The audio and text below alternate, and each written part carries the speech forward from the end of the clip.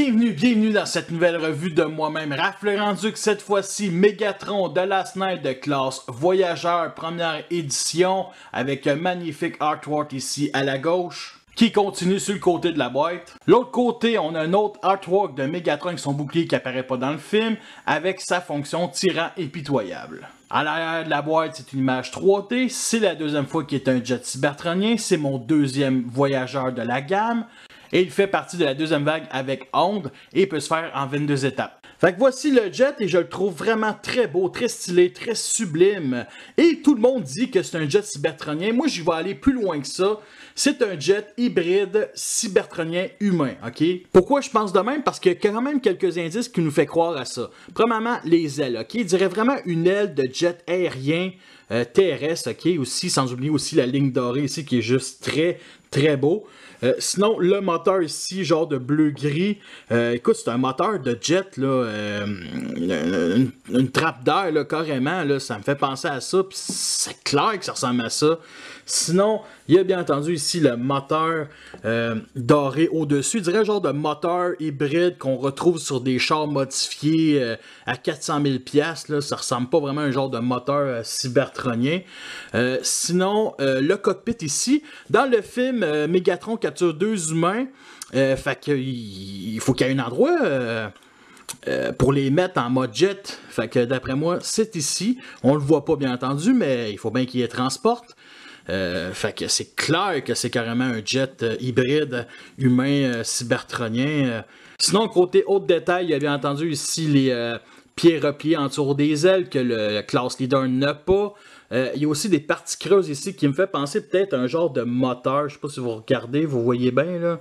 Ben, ça me fait penser à ça, c'est sûrement pas ça, c'est juste des parties creuses de ce qui est plus normal. Et du point de vue à l'arrière, il y a ici les réacteurs, comme ça, de ce qui est plus, on va dire, basic, qui fait, on va dire, très futuriste, limite cybertronien. Symbole Decepticon ici qui a arrêté les deux parties, deux plaques du torse repliées ici à l'arrière. Non, des petites ailes ici sur chaque bord. Mais on va se dire, avec ces couleurs de base, le doré, le gris foncé très présent, et bien entendu le petit bleu-gris chromé ici, ça passe vraiment bien. Et bien entendu le rouge transparent ici comme qui fait office de cockpit avec le doré, fait que c'est juste un bon mix de couleurs. L'allure du jet me fait beaucoup penser à celui de Brett Storm, un Autobot de G1. On va dire que sur le cockpit, c'est coloré doré et bien entendu rouge ici, pas tout au complet, qui me fait penser à des yeux d'oiseau tout simplement, que je trouve qui est un hommage à Jetstorm Beast Machine. Alors pour ce qui est de l'Undercarriage, ben c'est un jet cybertronien, fait que ça passe nickel, ok? Tout simplement.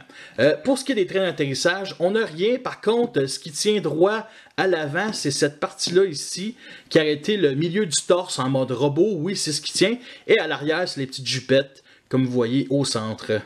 Voici l'en dessous du jet, on voit ici les bras repliés, les parties des jambes, ici la petite jupette, le milieu du torse, la tête tournée, et c'est à peu près ça. C'est pas si bien caché, mais ça passe. Il nous vend aussi avec son épée qu'on peut mettre ici au-dessus à l'arrière du jet, comme ça.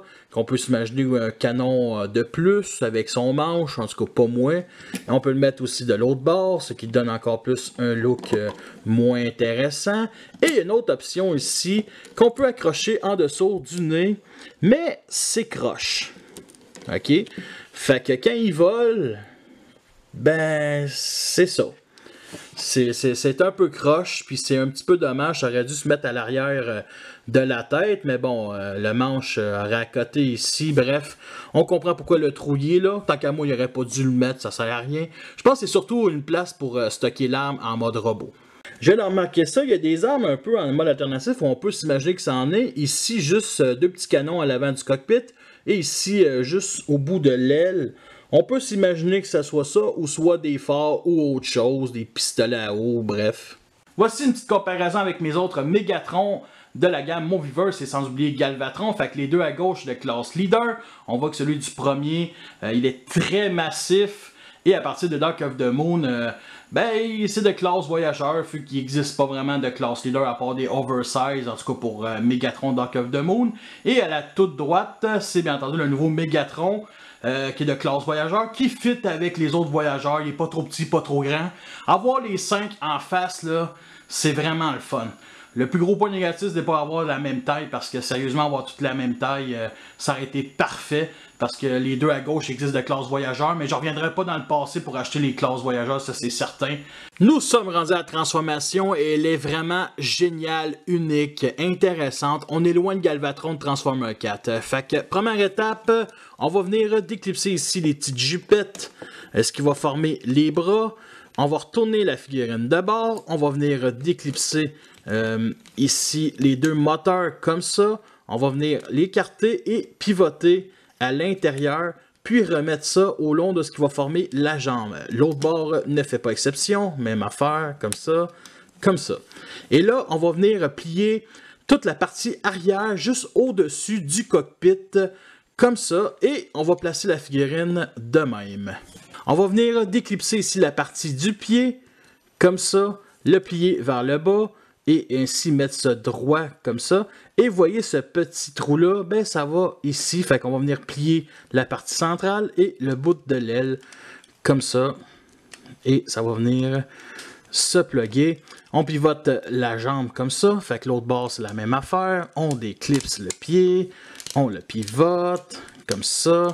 Met la jambe comme ça, et on plie l'aile ici. Parfait, et on met ce droit. On va venir pivoter la figurine, on va venir écarter ici ces deux parties-là comme ça. On va venir déclipser les deux bras qui sont collés ensemble.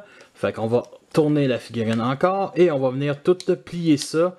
Et la partie ici du peg rentre dans le torse comme ça. Fait qu'on va venir déployer les mains comme ça. L'autre bord, c'est la même affaire, voyons. J'ai des onces correctes.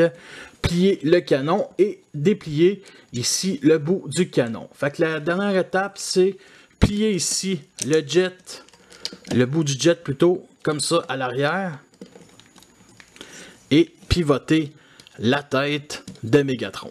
On lui met son épée et nous avons notre tyran impitoyable en mode bot. Alors côté look robot, ben il est vraiment sublime, ok? Vraiment un genre de chevalier cybertronien. Moi j'ai ma propre théorie. Moi je pense que après le look de Galvatron, bien entendu Megatron n'aime pas ce look donné par les humains. Et moi je pense sérieusement que ce look-là, cette armure-là, ben c'est l'armure qu'il avait quand il était plus jeune sur Cybertron dans les arènes de Chaos, quand il était gladiateur. C'est ma théorie, tout simplement. Côté couleur, on a encore, bien entendu, le gris très omniprésent en mode jet. Puis on a aussi du doré un peu partout. Ici sur l'épaule, juste sur une, sur les deux bras. Carrété, c'est pas les mêmes motifs, comme vous voyez. Au milieu du torse. Et bien entendu, sur le canon. Et un peu sur le visage. Et l'autre couleur qu'on a, c'est un genre de gris marron mélangé avec un genre de brun. Ça paraît peut-être pas sur caméra, mais ici, mettons sur les tibias, on voit un petit peu la différence entre le gris et cette couleur-là, un genre de gris qui va vers vraiment le brun, là, qui paraît peut-être pas beaucoup, là, mais qui paraît à l'œil nu solide. Tu mélanges la tête d'Ultron de l'univers Marvel, tu mélanges aussi la tronche de Freddy Krueger et tu rajoutes un sourire de Jim Carrey, des films des années 90 et ça donne ça comme tête. Je vais être honnête, elle me fait pas triper. Ok, il y a trop de changements en rapport avec, mettons, Megatron de la première trilogie. Une chance qu'il y a eu Galvatron dans le 4e film pour au moins expliquer ce changement de look. Parce que je vais être honnête, ça sort mieux dans le film que sur le jouet. Puis sur le jouet, ben, on a juste une expression faciale qui est ça. Et elle reste quand même très bien exécutée. J'aime les parties ici, mettons sur le côté, les fameuses trompes d'éléphant, on va dire ça, les cornes d'éléphant, les défenses d'éléphant. Bref, Megatron est un éléphant sans le savoir. Comparé au Class Leader, nous n'avons pas de gimmick de Battle Mass. Est-ce qu'il aurait dû l'avoir? Oui, ça aurait été vraiment un plus. Ça aurait été peut-être la seule gimmick du jouet parce qu'il n'y en a pas vraiment. Et vous remarquez un peu plus, mettons, du noir aussi sur le torse, que j'ai oublié d'en parler. Et le seul symbole Decepticon du jouet est ici à sa gauche. On est rendu à parler des armes et on va commencer par l'arme fixe, son canon à fusion. Et je vais être honnête, dans les autres interprétations de Megatron ou même Galvatron, les autres jouets que j'ai, ils ont tous des énormes canons, ok? Ça paraît beaucoup trop. Et là, on a quelque chose de peu plus discret et ça, c'est vraiment nouveau. Pour l'interprétation de Megatron des films. Et honnêtement, j'haïs pas le look de ce canon-là. C'est un canon très futuriste, très cybertronien. Vous remarquez les détails ici, comme ça, les genres de munitions. C'est sûr que ça manque peut-être un peu de peinture.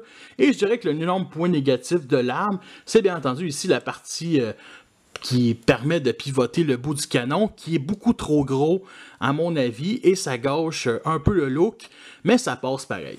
On est rendu à parler de son épée dans le film. C'est une épée congolaise, elle a un nom, Ikakalaka. Et elle sert surtout à couper les bouts de têtes de femmes enceintes des camps ennemis au Congo. Ok, tout ce que je viens de dire, c'est tout à fait faux. C'est peut-être sur Wikipédia. Ok, c'est faux, ok, là. Non, je viens de l'inventer. Mais c'est ce que je ferais si j'aurais ce genre d'épée-là. Fait que côté détail, on a ici des parties creuses ici qui est vraiment passe super bien. Sinon, on a côté couleur un gris qui est pas le même que Galvatron, par contre, qui est le même ici que je vous ai parlé, qui est un peu le marron, mais bon, finalement, ça sort bien plus gris que ce que je pensais. Et à l'autre bord, bien entendu, on a un petit peg pour mettre en mode alternatif ou à l'arrière dans son dos. Et on a plein de détails ici au bout.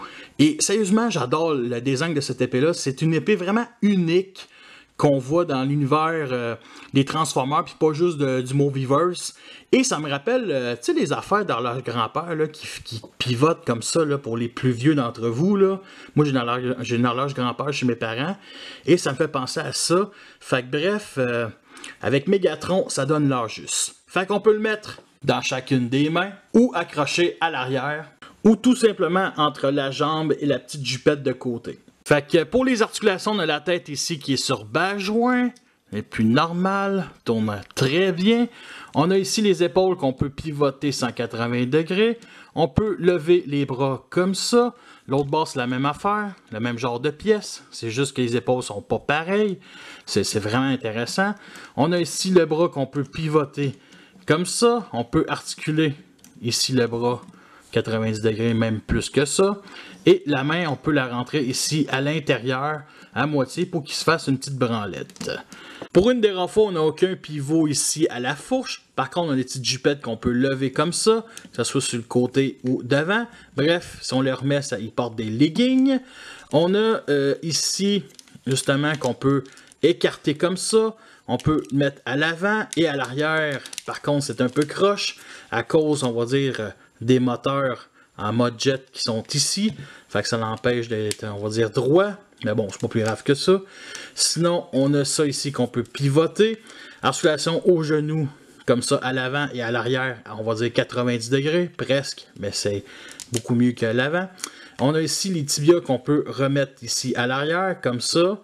Et bien entendu, ici, les pieds, on peut les plier à l'intérieur, ce qui nous donne une certaine posabilité. On peut faire plein de poses avec ses jambes, c'est vraiment génial. Malgré ses pieds dignes de cheval, il est extrêmement stable. Il ne tombera pas à l'avant ou à l'arrière. Et justement, en parlant de l'arrière, voici le backpack, c'est le nez de l'appareil replié ici. Sinon, on a beaucoup de détails ici qui n'est pas important, mais qui est très creux. On a ici le petit trou pour mettre le stand, que ce soit en mode robot ou même mode alternatif. On le voit très peu en mode alternatif. Et on a ici, on va dire, un carré de vide pour les ailes repliées que je ne trippe pas pantoute. Ça fait... en tout cas, c'est assez laid, on va se dire. Sinon, ici, il y a encore des parties creuses. Tu sais, le fameux moteur que je parlais en tour de l'aile, ben c'est ça. Voici les mêmes Megatron et Galvatron que je vous ai montré tout à l'heure, cette fois-ci en mode robot. Et vous voyez toute la différence entre de classe leader et de voyageur.